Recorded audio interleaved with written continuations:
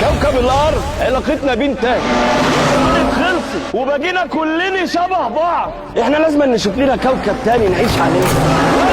عملت لكم المكوك دي عشان نطلع نستكشف بيه كوكب تاني نقدر نعيش عليه. البقاء ما بقاش للاقوى، البقاء بقى للاصيع، وانا اخترت لكم اصيع اتنين هما اللي هيركبوا المكوك دي. نهار ابوكوا اسود. معلش عومت مني.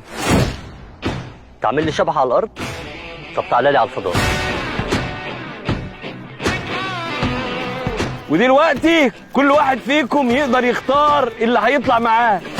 انت عمال تشاور لي بقالك ساعه، عايز ايه؟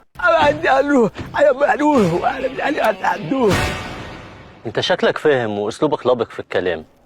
انت هتطلع معاه. والله عبد الله عبد الله.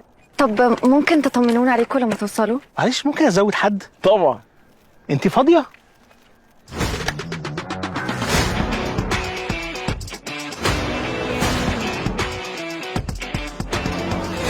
هو احنا ايه اللي معطلنا يا فندية؟ انا عايز اطلع من المكوك. انا اسفه، كنت بركب ديل الفستان.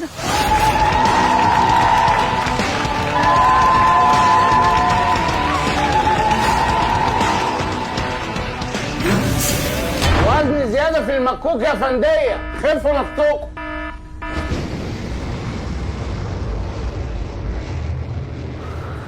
خساره.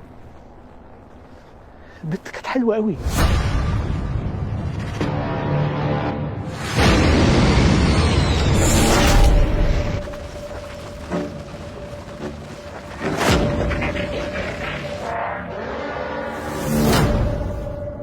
ده كوكب المطريه ولا ايه؟